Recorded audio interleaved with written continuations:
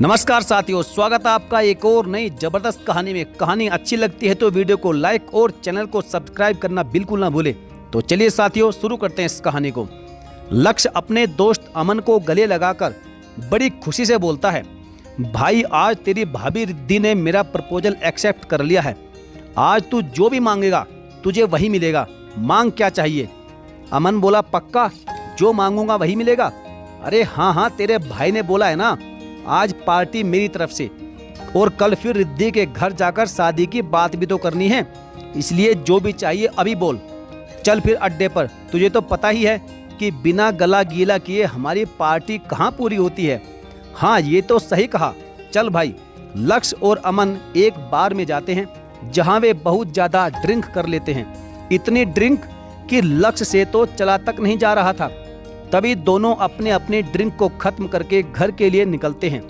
तभी लक्ष्य गिर जाता है और अमन उसको संभालते हुए कहता है कि भाई घर चल, ज़्यादा देर हो गई तो आंटी घर में भी नहीं घुसने देगी।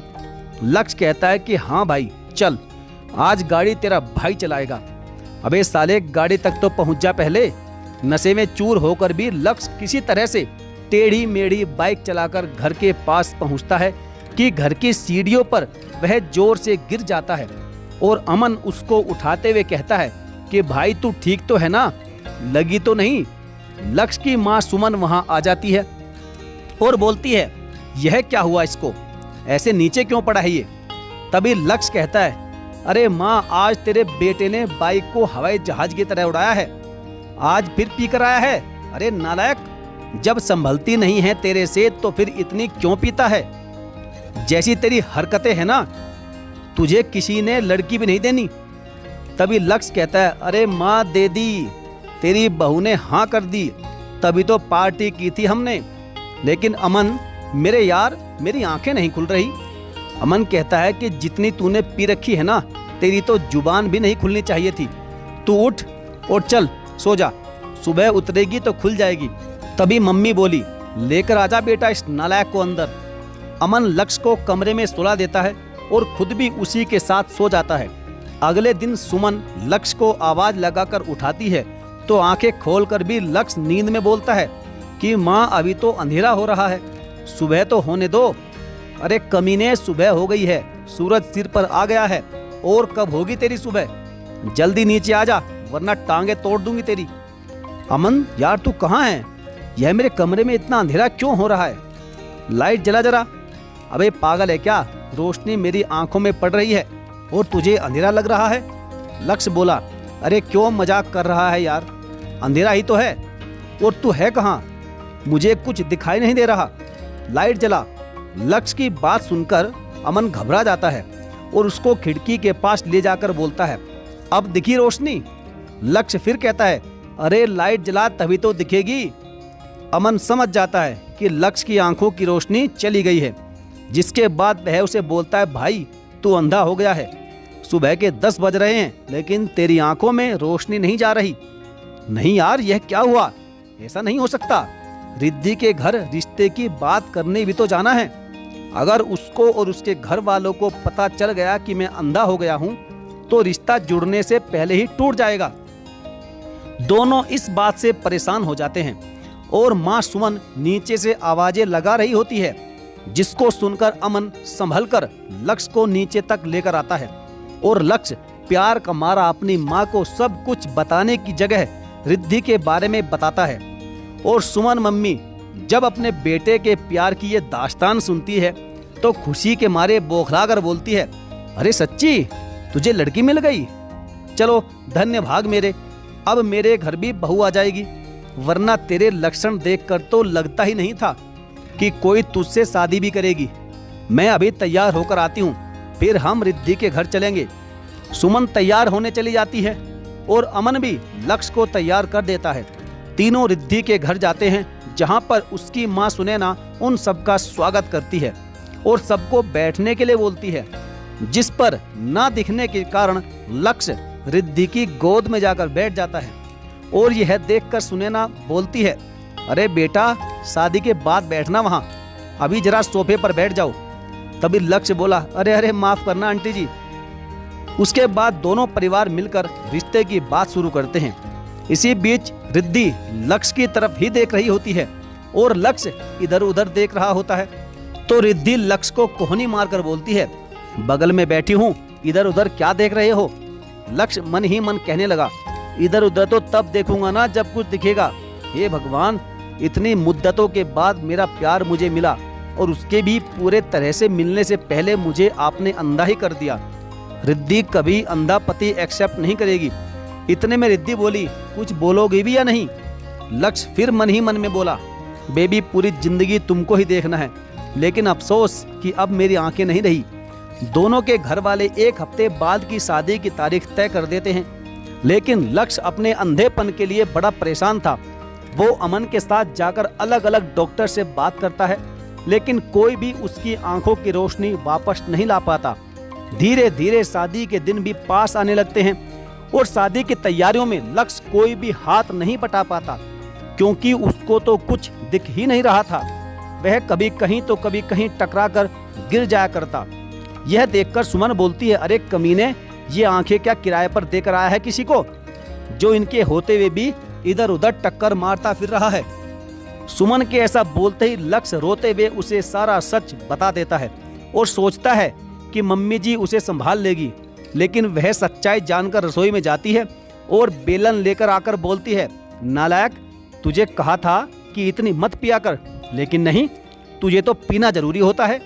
देख ले अब तेरे पीने के कारण क्या हुआ है।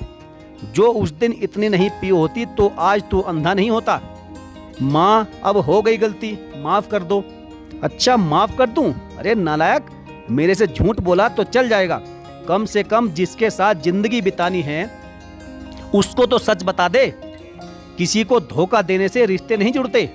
तभी अमन बोला, हाँ भाई, आंटी सही कह रही है, रिद्धि को सब कुछ सच सच बता दे। सुमन और अमन की बात मानकर लक्ष्य अपनी मम्मी सुमन के साथ रिद्धि को अगले दिन सच बताने उसके घर जाता है।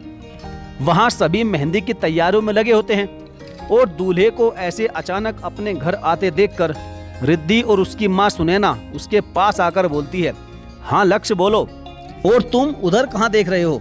यहाँ मेरी तरफ देखो। लक्ष्य बोला, मैं जहाँ भी देख रहा हूँ रिद्धि, तुम उस तरफ आ जाओ, क्योंकि मेरी आंखों की रोशनी जा चुकी है, मैं अब देख नहीं सकता। क्या? रिद्धि बोली, ये क्या कह रहे हो तुम? इसके बाद लक्ष्य का दोस्त अमन सबको सारा सच बता देता है, जिसके बाद लक्ष्य बोलता है कि मैं अपने रिश्ते की शुरुआत झूठ से नहीं करना चाहता था। मानता हूँ कि मैं तुमसे बहुत प्यार करता हूँ और शायद यह सच बताकर तुमको हमेशा हमेशा के लिए खो दूंगा, लेकिन झूठ बोलकर तुमको पा भी लेता तो क्या होता।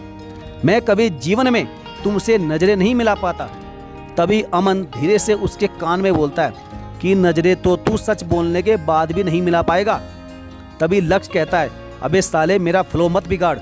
और फिर लक्ष्य रिद्धि से कहता है कि अब जो भी तुम्हारा फैसला होगा वह मुझे मंजूर होगा। लक्ष्य के इतना बोलने पर अमन और सुमन वापस जाने के लिए मुड़ जाते हैं और लक्ष्य वहां खड़ा खड़ा अमन से बोलता है, अबे साले, मोड़ के ले चल मुझे भी। डायलॉग की क्यों ऐसी तैसी कर रहा है, ले चल। अरे ये चला तो नहीं गया? अरे कहाँ गया? लक्ष्य धीरे धीरे खुद ही चलने लगता है कि तभी किसी चीज से उसका पैर टकरा जाता है और वह बस गिरने ही वाला होता है कि रिद्धि उसे आकर संभाल लेती है, लेकिन लक्ष्य को ना दिखने की वजह से वह उसे अमन समझकर बोलता है, अबे साले, मुझे छोड़कर चला गया था, अभी गिर जाता मैं। तभी रिद्धि कहती है कि लक्ष्य, मेरे होते हुए तुम कभी नहीं गिरोगे। लक्ष्य, जिंदगी के इस मुश्किल मोड़ पर मैं तुम्हें अकेला नहीं छोड़ूंगी। तभी लक्ष्य मन ही मन सोचता है कि चलो यार, स्पीच काम तो कर गई, लव यू अमन तूने लिख कर दी थी। और तभी रिद्धि से कहता है, सोच लो रिद्धि, मुझे नहीं पता कि मैं कब तक ठीक हो पाऊंगा, क्या तुमको यह अंधा पति जिंदगी भर स्वीकार होगा? रिद्धि कहती है, हाँ हाँ, मुझे स्वीकार है, आज से मैं तुम्हारी आंखें बनूंगी। रिद्धि लक्ष्य को अपना लेती है और अगले दिन उनकी शादी बड़े ही धूमधाम से कर दी जाती है। शादी के बाद रिद्धि कमरे में लक्ष्य का इंतजार कर रही होती है तो लक्ष्य गिरता पड़ता कमरे में आकर बोलता है, काश यार अमन साथ होता, खैर आज हमारी सुहागरात है, आज तो अकेले ही जाना है। और तभी आवाज लगाता है, रिद्धि तुम कहाँ हो? आज हमारी सुहागरात है, तुम जानती नहीं हो कि मैं तुमसे कितना प्यार करता हूँ। रिद्धि लक्ष्य को संभालकर बेड के पास लाती है और लक्ष्य रिद्धि की गर्दन को दोनों हाथों से पकड़कर बोलता है, अरे रिद्धि, ये तुम्हारी कमर इतनी पतली और इतनी ऊपर कैसे हो गई? रिद्धि कहती है, अरे बेबी, ये मेरी गर्दन है, अपने हाथ मेरे हाथों में दो। रिद्धि लक्ष्य के हाथों को अपने हाथों में लेकर अपनी कमर पर रखकर बोलती है, अरे मेरे अंधे पति, ये है मेरी कमर। वैसे मानना पड़ेगा, आंखें नहीं हैं, लेकिन रोमांस कूट कूट कर भरा हुआ है जनाब में। तभी लक्ष्य कहता है, अरे बेबी, रोमांस के लिए आंखों की भला क्या जरूरत है? तो फिर किसकी जरूरत है? लक्ष्य कहता है कि रुको, अभी बताता हूँ। इसके बाद लक्ष्य रिद्धि को गोद में उठाकर अनुमान से ही बेड का पता लगाकर बेड पर लिटा देता है, जिसके बाद दोनों अपनी शादी की पहली रात को एंजॉय करते हैं। इसी के साथ लक्ष्य के अंधे होने के बावजूद भी उसे अपने पति के रूप में रिद्धि अपना लेती है और अपनी पूरी जिंदगी उसके साथ बिताने को तैयार हो जाती है। तो साथियों, अगर आपको यह हमारी कहानी पसंद आई हो तो वीडियो को लाइक और चैनल को सब्सक्राइब करना बिल्कुल ना भूलें, और हाँ, एक कमेंट अवश्य कर दें। तो चलिए साथियों, मिलेंगे फिर और किसी दमदार और जबरदस्त कहानी में। तब तक के लिए धन्यवाद। जय हिंद।